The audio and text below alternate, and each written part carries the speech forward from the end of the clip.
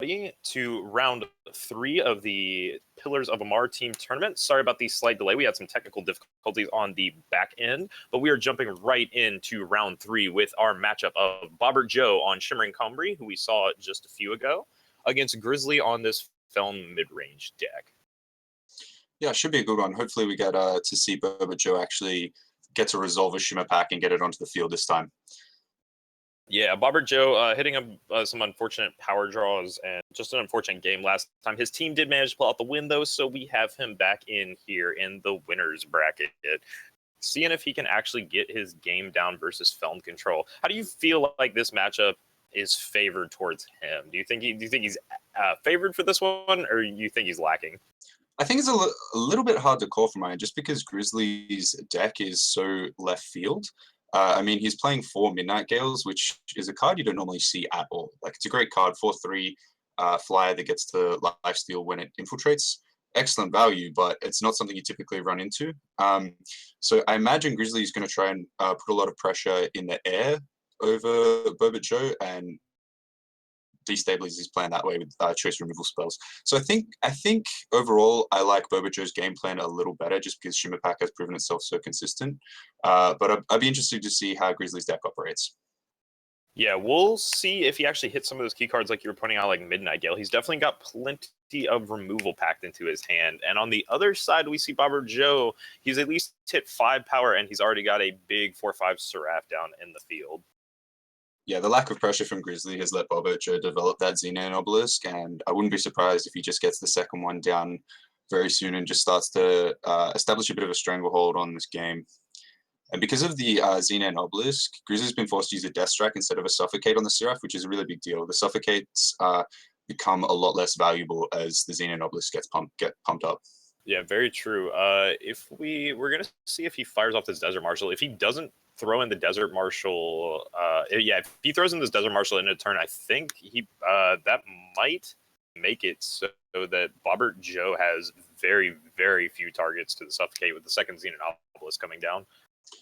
Yeah, definitely. I think there's almost nothing left in the deck except for the Temple Scribes, maybe, which obviously you don't want to be using a removal spell on. Ooh, and this is interesting. We actually see we see a Permafrost on this Umbran Reaper, and I have a weird feeling that if Grizzly can manage to pull his game out, we may see an Annihilate on this Umbran Reaper. And wow, it doesn't even wait, fires it off immediately. Straight away getting the value. Yeah, interesting to note his Aegis is actually going to pop. Or no, sorry, it will not pop because the Instigator is in play on his side, since in effect won't pop his own. Yeah, something to note for players new to the game, that Aegises will not pop for any of your own effects. So if you harsh rule your own Crown Watch Paladins, they will die.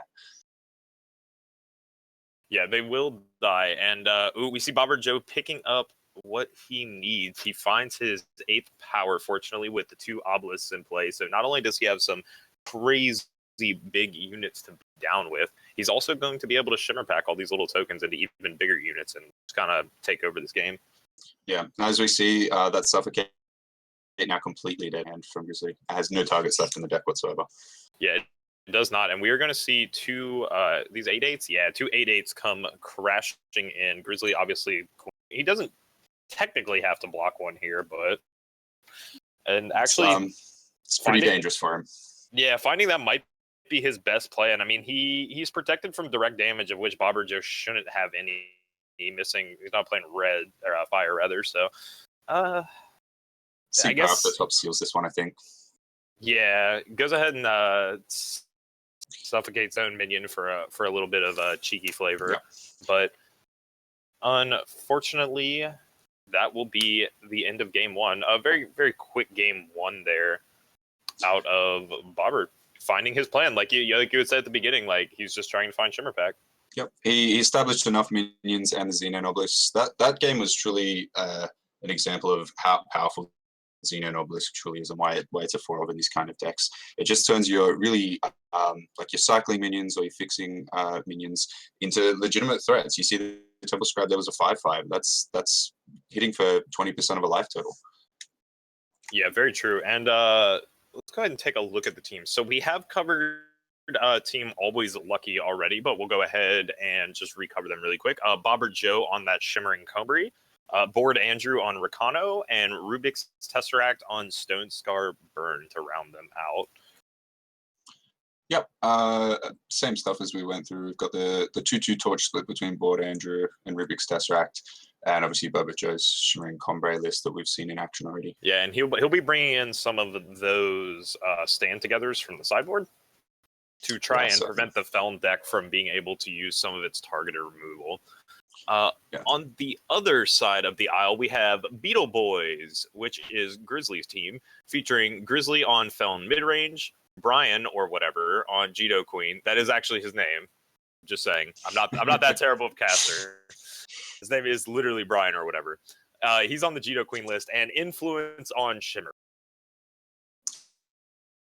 Yeah, we see Team Beetle Boys taking just a traditional Shimmer Pack list rather than the Combre splash that Bobo Joe's got. So his deck's a lot more streamlined. You've got a lot more 4-ofs there in Influence's list. Yeah, so I'll be interested to hear how the other games go as well.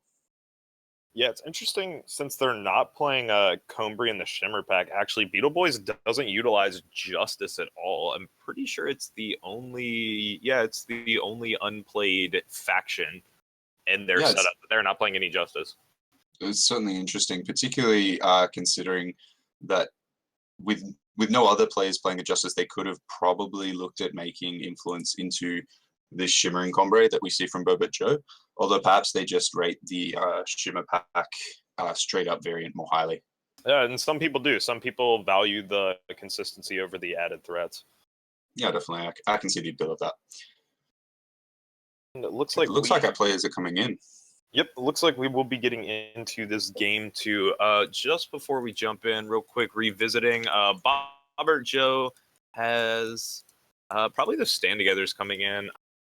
Not too sure what else out of this list he really wants to be bringing in. I don't think Grizzly has any attachments particularly, so I don't think Decay is going to be helpful. I think that's a good part of playing an off-the-wall list like Grizzly is. It's a bit of an unknown factor, so sideboarding against it is a little bit harder because you're not really sure exactly what he's going to be bringing in. Is he going to be changing it up? Or what cards are actually going to be effective against his game plan? Yeah, very true. We see Grizzly firing off the Seek Power early, deciding that he wants to cast Wisdom on 3. On Bobbert Joe's side, a bit of a slow start, no 2-drop for him, but he will have the Amber Acolyte and smooth his power out. Temple Scribe picked up a turn late there, unfortunately. Yeah, it's always a bit of a tilt to get the Temple Scribe on turn 3, but his curve's pretty set from here. Having that Amber Acolyte to fix his power was really important. Yeah, interesting that Grizzly decides to fire off the main on his turn Wisdom instead of just waiting until the end of his opponent's turn. Just divulging a little extra information that way. Not a big misplay certainly by any stretch, but yeah, definitely. I mean, it gives him more information as well, so he can structure his turns a little bit better, which I imagine is why he did it. And also, he was probably hunting for his power draws, considering he has no more left in hand after this Steward of the Past comes down. Yeah, very true. So we will see this Permafrost come out, and this is interesting. Bobbert Joe actually has a lot of really high value targets he could be firing that Permafrost at, and we see Grizzly with the Sabotage here. Going to go ahead and dig out a Crystallize. Knows the other card in hand is Crystallize as well. So you can play around that as much as possible. Those Sabotages are coming in off the sideboard, I believe, for Grizzly. So he's obviously identified that he wants to get rid of those Crystallizers and the scouting parties to disrupt the game plan of Bobbert Joe. Yeah, as well as I do believe you can pull Xenon Obelisk with Sabotage, so probably trying to find those. Point. Though, unfortunately, Bobbert Joe got one established before he had a chance to. And we already see Bobbert Joe putting in a very fast beatdown on Grizzly. Grizzly a little bit stuck on power here. Does find a 5th power, so this turn, hopefully, he can either put this Umbran Reaper down or get a Midnight Gale and a Argent Port Instigator in play. That being said, neither of those looking particularly good, given that Grizzly knows Bobbert Joe has that Crystallize in hand for the next turn. Yeah, definitely. The Crystallize is going to be a backbreaker here no matter what, and that's why you see Grizzly playing the Umbran Reaper here. He needs to find a way to get that Reaper dead to try and give himself a bit of a life total buffer. Yeah, and this is interesting. Oh, actually picks the wrong target there, I think. I mean, there's some argument to needing to remove the 4/4, but he does soak the extra 3 damage that way. The Overwhelm did just roll through the Umbran Reaper's health. The early aggression with it's backed up by the Xenia and Obelisk from Boba Joe is really stifling Grizzly here, because he would love to be able to play these Midnight Gales, get in for 4, and then have those life-stealing threats just on the defense. But the fact that you have to infiltrate to actually get the benefit from it is really hurting him here. Yeah, it is causing him a major headache here trying to figure out how to sequence this. If you're Grizzly, I have to assume you are just going to fire off another Umbran Reaper, since you still know he's holding the Crystallize. Like, he will just lock down your units and have lethal if you don't put up a removal. So you have to drop Umbran Reaper here or Death Strike a unit. Otherwise, you're just accepting that you're done. Yeah, definitely. The thing is, Boba Joe at this point would actually prefer it if Crystallize didn't deal damage, because otherwise the Umbran Reaper just gets stunned and he can swing in for exact lethal. Instead, you see Grizzly deploying the Argenport Instigator and just passing the turn. This is interesting, actually. I guess I was slightly off. Crystallize, since he has the Countess here, makes it so that he can at least... He could have blocked around the Crystallize, so he will actually be able to trade 2 for 2 here. This is starting to swing a little bit in Grizzly's favor. Yeah, well played by Grizzly for seeing that line there. The fact that he could play the Cabal Countess after Boba Joe gets a chance to play the Crystallize, and you see Boba Joe not even bothering to deploy it, just trying to push aggressively. Yeah. And Grizzly's going to try and, it looks like, try and leverage this Black Sky Harbinger to really... Oh no, he ends up going with the Midnight Gale and holding up Death Strike, which is probably a better play, holding up the removal. Yeah, it actually doesn't matter, unfortunately, for Grizzly. With the Scorpion Wasp coming into play, Bomber Joe doesn't even actually have to fire off the Crystallize, and he is already at lethal. So we will actually see Grizzly going down here 0-2, unfortunately, to Bobber Joe. This was a very quick set of games. The Feln mid-range deck just not quite being able to keep up with the power level of the Shimmering Combry deck. Definitely, and what a turnaround for Boba Joe, going from the frustrating power issues in last round and then coming into this round and really being able to execute his game plan. We saw the power of Xenia and Obelisk there really putting him over their edge, turning his tiny little minions into threats that effectively ended the game. Yeah, very true. Yeah, unfortunate out of Grizzly there, just not having enough early interaction. He needed, that was the game where he really wanted to have those Suffocates and Annihilates, but unfortunately, none to be found in his deck. So, goes down 0-2 there. Do we have results on the other games in this series? Just checking for that now. I'm not sure they've come through just yet. We might even potentially be getting a backup match here. Yeah. Hopefully we will be having a backup match that we can actually jump into so that we can check this out. We would be on, I believe B match should be Influence. Well, Influence C, but I think it would be Influence versus Tesseract then. Okay, so that would be straight up Shimmer Pack up against the Stone Scar Burn, which is an interesting matchup. Yeah, it is actually a very interesting matchup. A lot of the time, Stone Scar can kind of just take over the matchup, but it often depends. It's definitely not a guaranteed win either way. Burn gives you a lot of leverage to be able to get yourself out of situations where they build up a board and run you over. Okay, so we are going to jump into that match, Influence versus Tesseract. I'll just bring up the stream for you guys now. So in my experience with that matchup, I found it's so important to just try and keep the creatures from the Shimmer Pack deck under control, because even though they're just not really doing anything, if eventually they become 4/4s and win the game for your opponent. Yeah, they really can. They can scale out of control very quickly. We see Influence actually mounting what will be a decent board, but we see Rubik's Tesseract with an early beatdown here with this Argenport Instigator, and Argenport Instigator is one of those cards that can kind of start to break the back of the Shimmer Pack decks. It means your units dying actually is even more of a detriment than just losing a target to hit with the Shimmer Pack. You are taking damage every single turn, and we're going to see another point of damage here. Like, this damage isn't really incidental, like, it is important.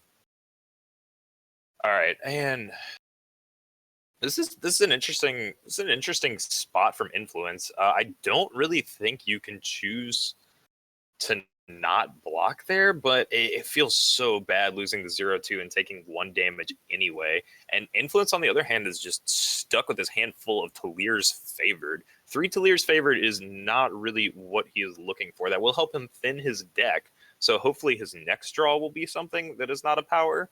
But all this power in a crystallize in hand with a bunch of O2s, not really getting it done for influence right here.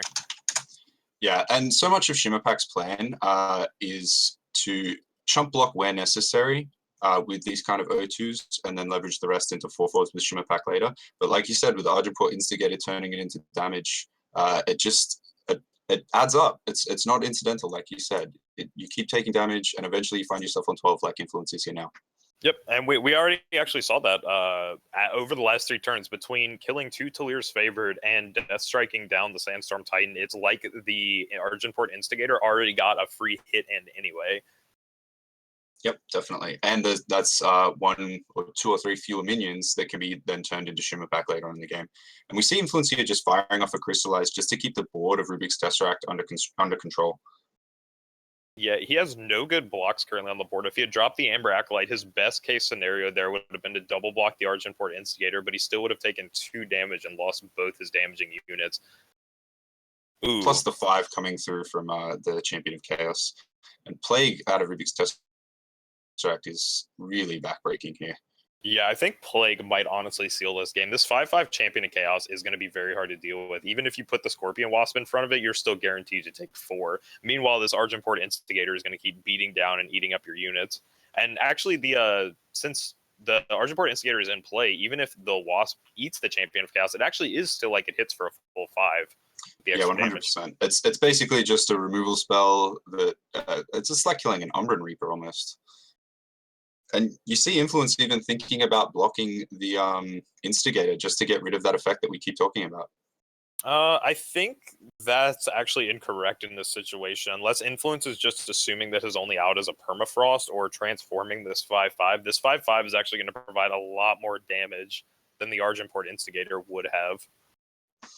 Yeah, Influence is rapidly running out of options. Obviously, he's pretty flooded, and without a Xenon Obelisk to back that up, he's struggling to keep ahead on board. Yeah, the Marison's Disciple might give him a chance. Yeah, Marison's Disciple to pull out the 3/3. This is pretty interesting here, actually. It depends on what Rubik's is holding. If Rubik's is holding like a Torch here and he can force a good double block for himself, which I have a suspicion might be what's floating around. Or even a Death Strike. Yeah, a little bit more expensive, but still gets the same job done. Yep, and getting across 4/4 because of the Death Touch and Overwhelm. And the third power off the top for Influence is going to seal this one up. Yeah, that will be this game done, unfortunately. Rubik's, without any hesitation, hopefully, will pretty much just run this over. I'm curious, do we actually know who... do we know who won the first game here? I'm not 100% sure. Yeah, we'll go ahead and see if the players... okay, so that was actually game 3. Rubik's Tesseract going ahead and taking that down 2-1 there. Saw a really good last game out of him with those Argentport Instigators. And Argentport Instigator and Champion of Chaos make that matchup very hard for... they make it very hard for the Shimmerpack. Like, their tokens not being able to chump block effectively makes them pretty sad. And we also saw no Shimmerpack picked up to actually transform the tokens. No Xenon Obelisk to buff those Talir's favored. So just an unfortunate situation for Influence. And, you know, that happens a lot. When I picked up and played Shimmerpack a lot on ladder, I found that same experience where sometimes the deck does exactly what you want it to do. Sometimes you draw your 2 obelisks and your tokens, and sometimes you just draw a bunch of tokens and mana dorks, and they don't actually do anything for you. They just kind of sit on board and eat. Yeah, definitely. Like if the opposing deck can put enough pressure on Shimmerpack, the game plan can collapse quite easily, particularly, as you said, without the Xenon Obelisk to back it up and really solidify those early drops. So I think with that one, that means that AlwaysLucky take this series at least 2-1 over the Beetle boys, if I'm not mistaken. Yeah, they're currently up 2-0. We will be waiting on the results of Board Andrew versus, let's see who's on the Brian or whatever. Actually, his name again. Yeah, I'm not just dissing the guy. My immediate reaction then was actually, wow, man, give him a break. But that is definitely his name. It is Brian or whatever. So we see those players hopefully finishing their games up. So unfortunately, Beetle Boy is going to go down at least 2-1, but they're already down or 0-2. Yeah, they're currently down 0-2. So we will be seeing Team Always Lucky getting another win, advancing to Winners Bracket 4, which is Winners Bracket 4 our finals? I believe it is actually. I think. Yeah, I think it's is it winners finals though? Or winners bracket is 5. Yeah, okay, so this is semifinals. So Team Always Lucky is one of the 4 teams we will have qualified to congratulations to Always Lucky. Yeah, congratulations to Team Always Lucky. We're able to sneak it out there, even though we had seen Bobber Joe unfortunately lose that series on camera last round. This round, able to make it up with a much more convincing 2-0 and help push his team into the semifinals. Yeah. Anything else you have you want to go ahead and put in there? I just wanted to highlight again the efficiency of Bobo Joe's like the Shimmering Combre deck, like how he has the backup plan. Just because we saw the straight up Shimmer Pack deck kind of fold a little bit, the backup plan of having access to things like Vanquish, Night Chancellor, Seraph, Stand Together, that kind of thing. It really, as long as you can manage the sort of issues that playing 3 factions can bring about, it really brings a lot of extra power to the deck, and I think we saw a demonstration of that round. Yeah, I would totally agree there. I personally am a huge proponent of the Shimmering Combre decks. While I do think they are a little bit harder to hit the power base for and the influence correctly, now that we have Find the Way in the game, I really think that they're more of a solid option than the traditional Shimmer Pack deck, just because traditional Shimmer Pack is a little reliant on the card Shimmer Pack itself and its Xenon Obelisk to carry it. Sandstorm Titan obviously still can put in a lot of work, but between those 3 cards, they're kind of expected to carry the whole match, and most of the other cards you're playing are just facilitate that game plan. I agree 100%. Yeah, and we did see a lot of power out of that Shimmering Combre. I do love the idea that you can just fall back and kind of turtle up and get to 11 power and get a Seraph into play, pop an activation, start to scale out the game that way. And Vanquish is a huge spell to have access to. Definitely, particularly when your opponents are looking at playing things like Champions of Chaos and that kind of thing to try and go over the top of you. Yeah, man. Well, that will do it for us for this round. Sorry, it was a little short, folks. We had some very quick games. We at least were able to bring you over to another feature match after we finished up that first game. Barring unforeseen technical and tournament difficulties, we will be back in just a few minutes, bring you winners bracket round 4. Round 4, yes.